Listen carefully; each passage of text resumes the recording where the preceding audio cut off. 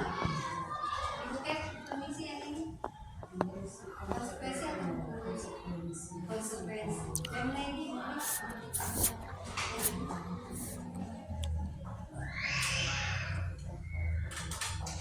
hukuman atau konsekuensi? Konsekuensi. Kita simpan dulu jawabannya, di sebelah ada di bawah.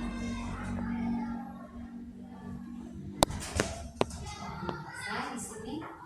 Nah, ini. Mencatat 100 kali dalam buku saya tidak terlambat tapi karena terlambat. Itu adalah bentuk dari konsekuensi. Karena anak itu sudah tahu kalau saya terlambat konsekuensinya akan seperti itu. Baru lari 7 keliling mengelilingi lapangan karena terlambat hadir di sekolah. Hukuman atau konsekuensi? Hukuman. Karena tidak ada relevansinya dengan terlambat hadir di sekolah. Mungkin kalau dengan pelajaran PJOK contohnya, bisa saja dia menjadi satu konsekuensi. Karena dia mungkin sebelum pembelajaran masuk memang harus ada warming up, pemanasan. Artinya masih nyambung. Tetapi kalau ini dilakukan ketika terlambat hadir dia harus lari mengelilingi lapangan, pasti itu adalah hukuman. Tidak ada sangkut pautnya, tidak ada relevansinya dengan yang terjadi di dalam diri siswa. Baru yang ketiga ini buat diminta push up ini juga. Tidak mengerjakan PR dengan push up, hubungannya apa? Tidak ada kan? Tidak ada hubungannya ini. Tidak membuat efek jerah bagi anak-anak. Baru membersihkan coretan yang ada di meja. Ini konsekuensi. Karena dia sudah tahu dia mencoret-coret meja, berarti dia yang harus membersihkan coretan tersebut. Baru yang terakhir juga menggantikan kertas tugas teman yang sudah dicoret-coret. Dia bertanggung jawab dengan perbuatan yang ada, konsekuensinya ya dia harus menggantikan kertas yang sudah dicoret. Oke, berarti semua sudah jawab. Tepuk tangan semua. Terbiasa.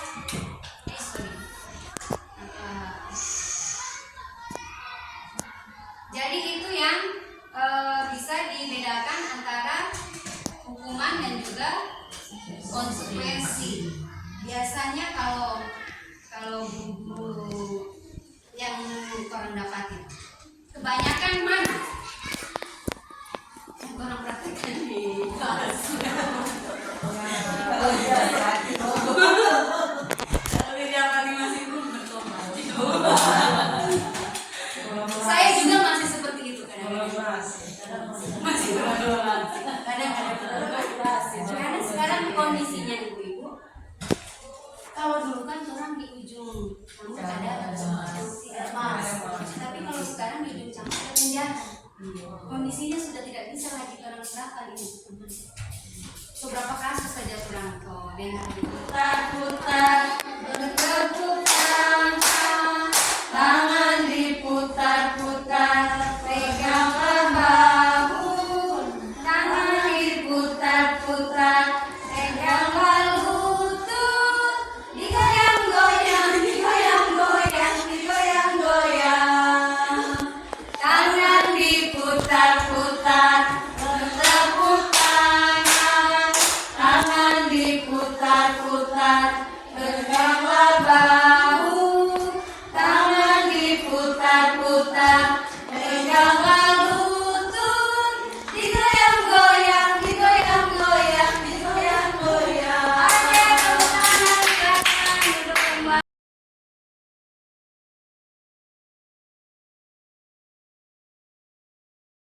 Daripada kita hanya melarang.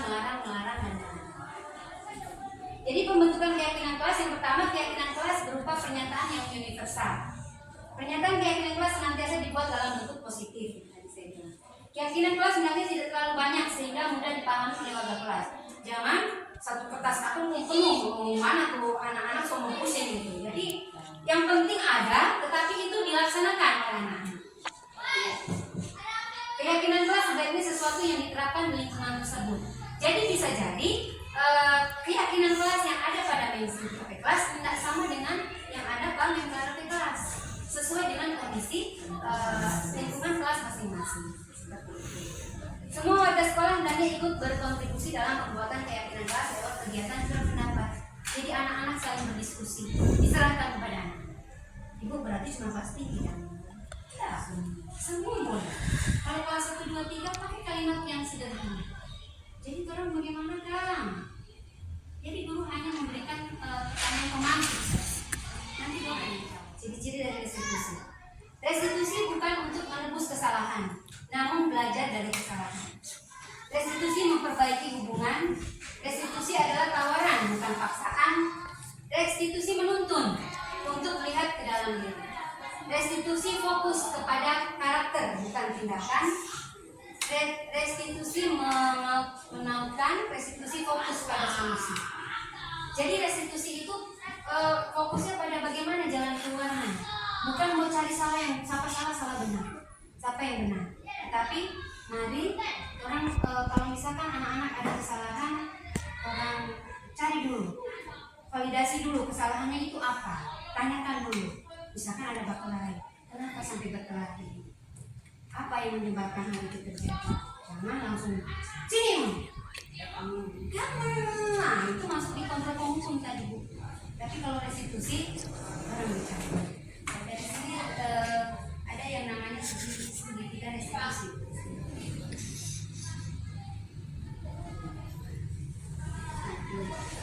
Jadi dalam segitiga restitusi itu dari permasalahannya adalah kita validasi tindakan yang salah itu.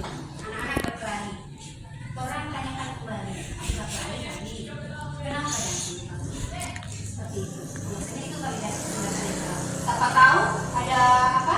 Ada laporan dari murid, orang kami ternyata bukan murid itu yang melakukan kesalahan. Jadi sebelum orang menyelesaikan masalah harus validasi dulu. Ini permasalahannya benar tidak di yang melakukan ini anak tersebut. Ini adalah validasi tindakan masalah. Baru menanyakan keyakinan. Misalkan sama dengan tadi berkelahi. Kira-kira benar enggak kalau berkelahi? Orang ada keyakinan kelas, orang melanggar enggak keyakinan kelas itu? Nanti anak-anak sendiri itu yang mesti ditahu. Kira-kira apa tuh keyakinan kelas yang sudah dilanggar? Oh ibu, berarti orang sedang menyayangi teman. Padahal di keyakinan kelas ada saling menyayangi teman.